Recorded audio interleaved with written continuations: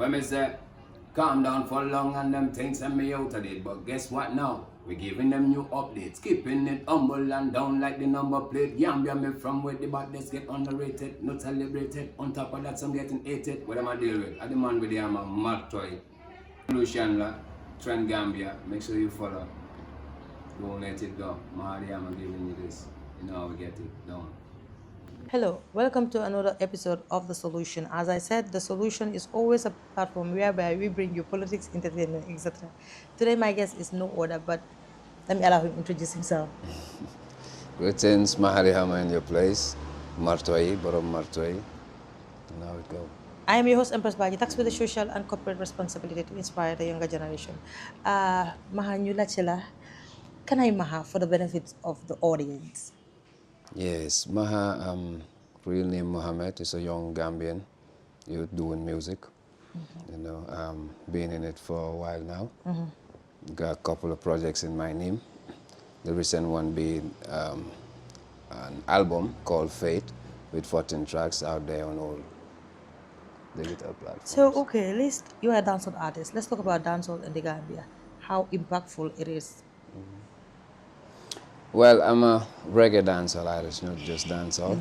And yeah, dancehall, not just in Gambia, but it's a little bit downgraded all over the world at this point because the type of vibe that is trending out there, you know, but still it's at its own position because it already had its market before anything comes up, you know, so we're still on it, we're doing our part, making sure we get the fans out there exactly what they expect from us all the time.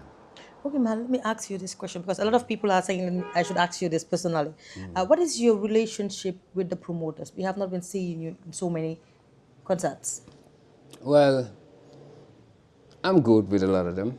I can't say I have a problem with any of them at this point of time, you know. For them not calling me on the issues, I think they have their own reasons, which I don't know of, but I'm good. For me, as far as I'm concerned, I have no problems with any promoter out there.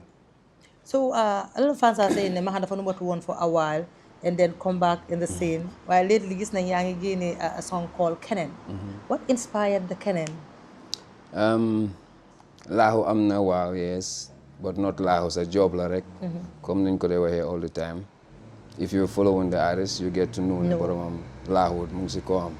So after the album, I came up with a couple of things, but then this is the second official single Buma Wara release. I did a song called Yai immediately after the album, and this is the second one. I'm working on an EP called Get Paid. So in that EP, I'm decided on this time around. I'm not just going to give my fans the reggae and dancehall that they expect of me. I want to be diverse a little bit, and then give them all the stuff that I have in me, perhaps some of them don't know yet about me. So I'm like, okay, I'll give it a try and give them a couple of different sounds and then see what happens. You know, a little more in the canon. Okay, a little more in the canon. Okay, I'm going to ask you this question, but it's a little bit personal. Okay. So, rumor is having it because The Solution is a platform whereby when we hear rumors, we bring it to the audience and clarify it. So I like hearing things from the horse's mouth. We have watched you for the past years. You were married to Awa, Yes. who was your partner. And recently, we also on the media divorce. So Kennen B, now relate a Kennen B. So Kennen B, in people's opinion, they are saying, I don't know how factual is it, that's why I'm asking you. They are saying the Kennen B is like Maha is in love. What up, now Kennen B Gadwale or something else? That's the wrong information. Digger, yes, I was married and divorced, yes, which I have no intention of diving into it. And song we have nothing to do with that. It's just a song, it's a concept that I bring up. Perhaps a part of it might have a little thing to do with the past. Yeah. But then when I'm about the society, I look for what the society is into, people begin to relate to, And then you say, and make a song out of it and give it to them. So the explanations and the rumors out there, nah man, that's not the case. Well, I will make sure I relate your questions to him Yeah. for him to answer it directly. And Maha, nañ delluwaat si music bi nga def nii. And so, what are we expecting from Maha? And what's on the pipeline? A lot, man. Because right now, like I just said earlier, I work on an EP called Get Paid. And it's a very diverse EP. It has 6 songs in it. And I believe my fans will really love it, definitely. And it's a stepping stone to my career as I'm seeing it right now, because back then, the man problem when it comes to production, you know, and visuals, and most importantly, registering my work, you know. And then right now, as we speak, alhamdulillah, all those things are in place, and then we're moving in the right direction. So expect a big project coming your way, Get Paid. Lolu Very neex soon. naa dégg Get Paid kon jung ko xaar. Yeah, man. And people are saying Maha has been the most underrated dancehall reggae artist we have in the Gambia. Ba tax na doo ko dee gis fu bari. And ñeneen di wax ne Maha is a type that is not friendly, moo tax du dee socialize. Well, I don't think second one be moom ñu bëri dinañ ma si mun a seede ne I'm not somebody who's not friendly. Man, I'm with the people ku ma xam-xam ne man maa nit ñi la. Like if you come to my ends most times, artistes yu ndaw yu bëri nga gis fii, artistes yu dem ba rise tey, most of them suma ron la ñoo jaar. We do a lot together, and then I'm always with people. Loolu moom ki ko wax daf ma xamut perhaps, you know. When it comes to shows and all that, nit ku nekk tamit dafa am nooy doxale. Yeah. Dafa am da nga am sa yooni boppa. Perhaps they might feel ne I'm underrated, but man, I feel ne like I'm respected and I'm been given the due I deserve, because dëgg you've not seen me on shows and other things. Perhaps some of them would not even say it in front of camera or stuff, but then ñu ni neen suñ diggante, I have a solid respect from the people boo xam ne nii I'm so proud of. Sante naa ko yàlla bu baax su ma amut fame si music or xaalis tamit am naa si respect bu doy sek, you know. So alhamdulillah, we moving on. So foog naa ne respect moo gën nit ki ñaaka am alal waaye nga am mbooloo moo nekk yëpp tamit. Yes, ñu respect la si, fonk la si, ba pare jox la cër, you know, which I really have from them, and I'm thankful for that. That's the most important thing. How successful was your last album? The last album wasn't really a success when it comes to the event, but then when it comes to the project itself, alhamdulillah, it really take us to another level. Because production, see in there, the songs, they really expose us to a different audience and make us get to understand more lima def. So alhamdulillah, you know, give thanks. No, Santa Yala. Just to remind you that you're still watching Trennd Gambia, and we are on The Solution. I am your host, Empress Baji, and my guests remain no other but Maha Dihama. Maha, you continue as well. We know Gambia music industry compared to before. We have a huge changes. Yeah. What do you think is lacking in the industry that we need to focus on?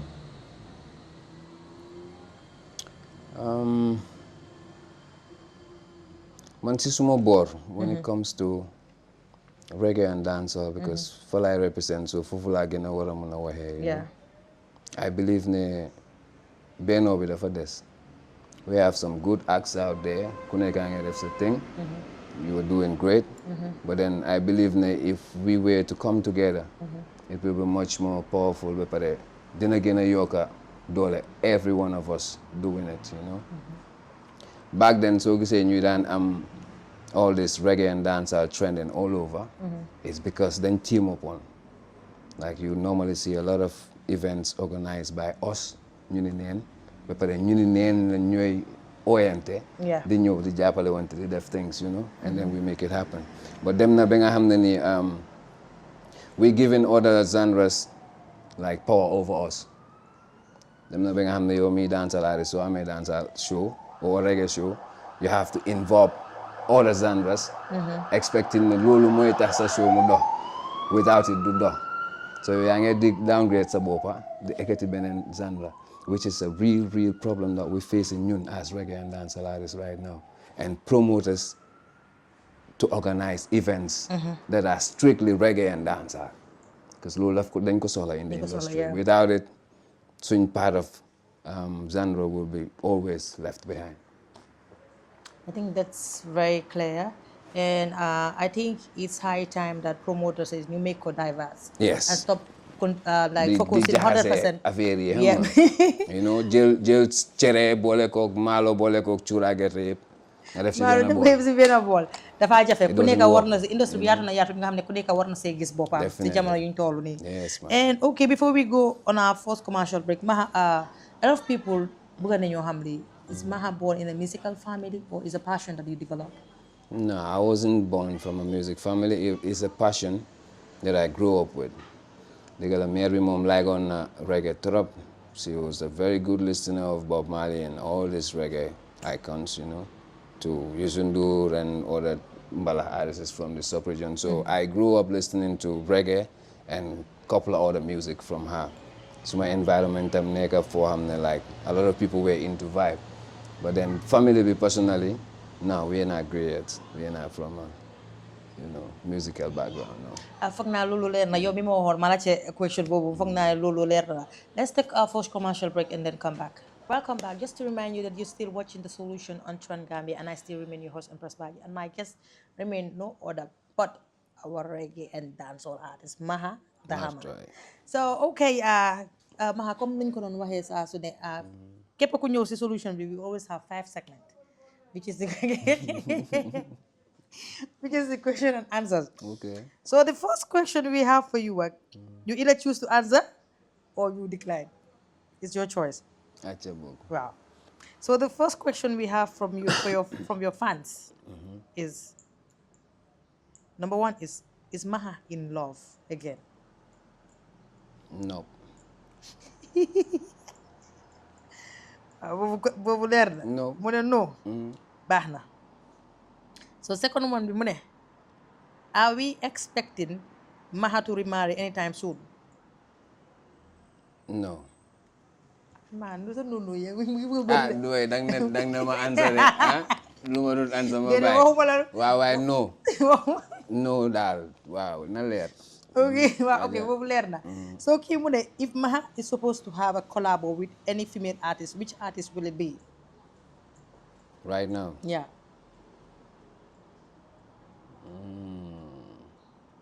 That would be a tough choice. I would prefer our Gambia on a Our song. Gambia. Boobu clear na. This person is a Maha, who motivated you to be a reggae singer? Well, there's a lot of motivation around it, and personally, man, I love reggae. You know, and I get to realize that su ma bëggee def certain conscious vibe. Reggae laa dee gën a comfortable pour, you know, express suma boppa. So yeah, there are a couple of people out there, people like Kemo Jame, shout out, a brother who's been there from day one. Bokk na si ñu ma gën a push into reggae, definitely. The last question is, what is your relationship with Killer Ease? Good. Suma koto la. He's a good elder brother of mine. Then they pa all the time. Maa ngi side him all the time. You know, we have a good relationship. I think the 5 questions for this segment it's over. So let's go back to the music itself again. All right. Okay, Maha, right now we had before a musical festival bi nga xam ne moo dey bring all the artists together. Yeah. Why it went astray, moo nekk the open mic festival. Now we have the best of the best, which we thought or we are thinking we reprise that platform. But yet still, artists are commenting and saying that the best of the best is not fair, like how the open mic was. So in your own perspective as a person, as an individual, how do you see it? Mandal, I see it as the same movement, like the same thing will happen on more repeated bopam rek, and then li fi nekkoon moo gën li fi nekk right now, in a sense ne it get to a point where people were looking up to the platform. Yeah. Pour gis ñu nekk di liggéey.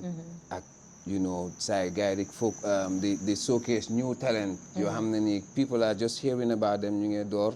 and then su yàggee ñu ñëw ñu feeñal leen on that part. mu dem ba loolu commencé di yaaxu seen loxo ñoom tam. ñu dem ba after it's no more about that. it became personal. So that same personalization of it. moo continue to this other platform. And then man buleewuma kenn sudut ñun suñ boppa ñun artiste because ñun ñoo leen dee jox dat doole. nga jël ñaari nit jox leen doole control whole industry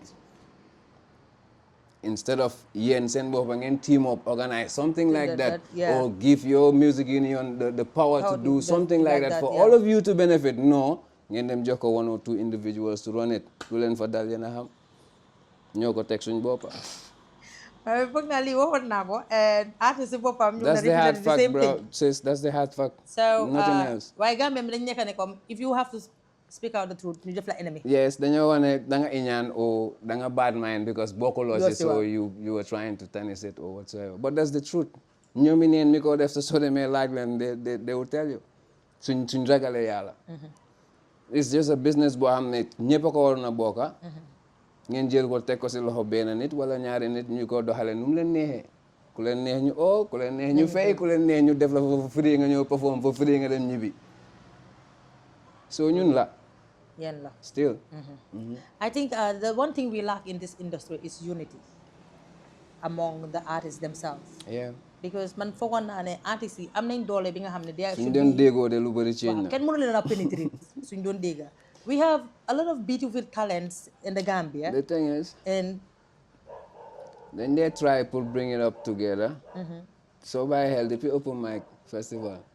Boy, dañ naan jékki-jékki rek ñu koonawu ne in fact at bii sax nangam lañ ñoo fay oo bu kenn play. Yeah. waaye laaj ne nu mu dee demee they go up to the age nga am kenn ñaar ko yoxosu ne leen man soo ma joxee 3 sama perform kii ne la bëgguma si xaalis I just want to perform because of the crowd is there. I just want my name to be out there. So suñ mission towards this music moo ne ko benn. man dama ko def because pour suma ëllëg ak suma njaboot or whatsoever. I know that there is something beneficial for me and my community and my family. For sure. But am na koo xam ne tey la si nekk di gis. Yes, dafa ëllëg. na si am that hype little fame understand nga mu dem am si ay cepe am whatever pare na si. That's it. Even the business aspect of it, they don't want to know about it. Lijante wuñ ko sax. As long as ñu ngi leen a invite show ñu leen a gisantu télé ñuy amantu benn ñaari cepe di am ay xam nga chill sport yu ñëw bu di ñu ràññee leen daal pare nañ ci. So mission du benn. Du benn waaw loolu moo nekk yeba bi and I think unity is the key to everything. Yes. That we have to. So artists itam it's high time ngeen ñëw together you work as a team. Because kii du wax ak kii du demal kii du bokk show jam it's very irritating because ñun dañ tuuti. It's crazy. ñun dañ tuuti kii soo laalee kii bokk naa kii bokk naa kii but lan moo ñu nekk di xaajale this is the big question lan lañ nekk di xaajale artistes yi is it the promoters it is the journalists kan la. Boy man daal du ma blame kenn si that other part I'm like ñu ni neen la boy so bàyyi xel Gambia artiste yu tax ñu ne artiste waxuma la ñuy wëyantu de. lu tax ñu ne musicien artiste rombu 20 bu correct. Sure, that's definitely. So why not ñu ni neen ñu xam ne ñun lii la ñoo def te lii fayda la si ñun ñu ni neen ñu déggoo ñu ñëw ñu jàppale ñu def ko ñu teg ko si yoon. You don't wait for everybody to join. No. yéen mi xam li ngeen a def te ngeen xam ne lii mooy seen mission kaay leen ñu bokka ñu teg affaire yi si yoon anybody ku mitut standard si nañu abal. For sure. am na certain things you want to bring in the industry we don't want it you pack out as simple as that bëriwuñ neex naa régler but soo leen toogee rek ngeen ne ok loo leen a dégga si rajo yi yëpp ñoo leen a gis si kaw stage yëpp ñëpp ngeen compter leen as musician dinañ fi yaaga de sis duñ dem fen duñ move because those people are not musicians ay marirandoor leen rek fu yëngu ñu ne fa curu they don't even have a specific like amuñ aim or direction boo xam ne fa la ñoo jublu fa la ñu dem xam ne ok fii mooy lii mooy suma target fii laa bëgg a reach in the next 5 déedéet amut so why would you consider those people as musicians ba ngay wala waste your time on those people with that su ñëwoon together as ñun mi xam ne ok ñun ñooy musicians ñun lii dañ ko téye as a job we're employing ourselves and employing a whole lot of people into this because sign organizers, so we employ a lot of people. yeah. ñoo si day am job. So why not ñu def loolu fayda ñu ni neen ñu ñëw ñu toog di am ay workshops di organize things that will benefit us in the near future. That's most definitely. suñ ko defutoon suñ ko defee within couple of years you will see a huge change in the industry. For sure. But without it we will always be complaining the same thing. ku si dem ba gis yoon bi nga génn abal ñu nga toppatoo sa soxla. And they will never come back to try build what is in here. Because xam nañ ne soo ñëwaatee the same chock-up system nga fay fekk doo si mun dara da ngaa def li nga mun rek after ñu mujjee laa yaaxa yow sa boppa nga toog. So they prefer to go and stay out there and do what they're supposed to do. That's a definite fact.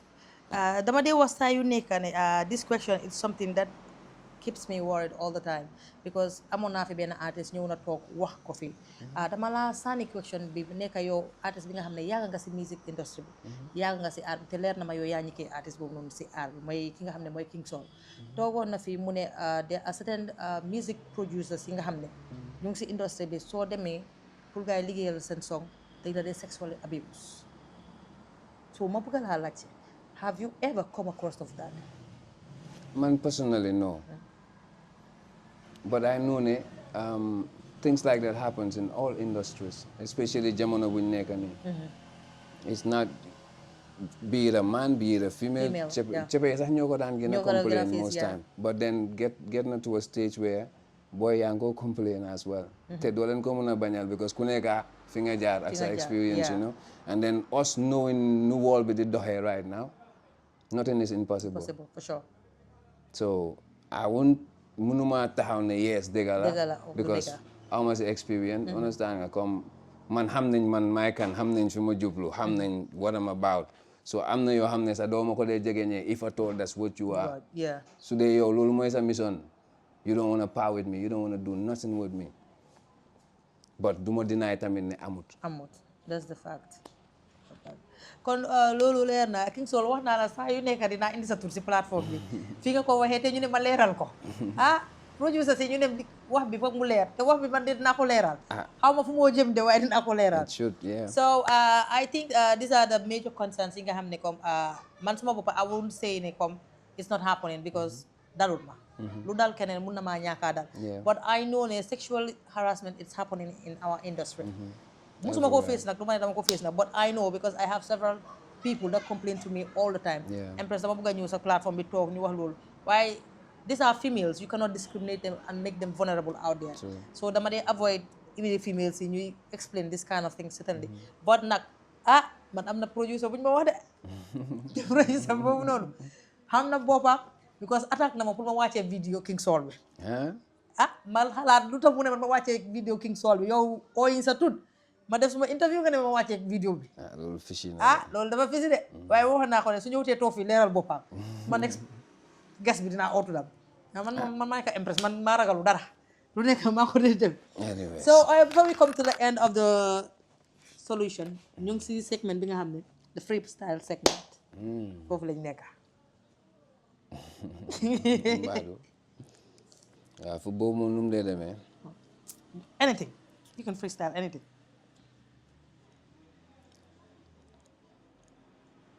free up your mind do it go slow and bring them up again just wanna talk something fresh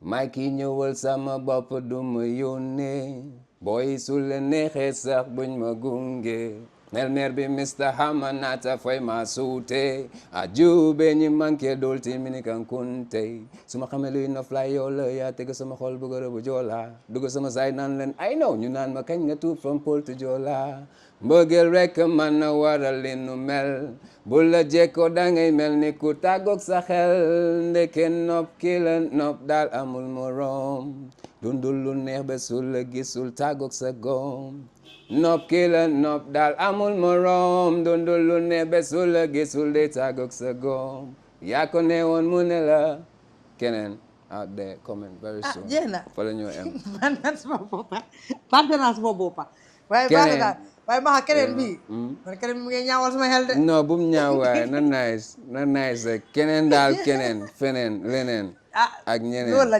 waaw àdduna jëm kanam si yoon waaw so before we come to the end pour nga wax fans yi what are we expecting from Maha kañ lañ ko expect yeah right now the hardest project in town right now is Kenen, the new single coming up 27th of this month.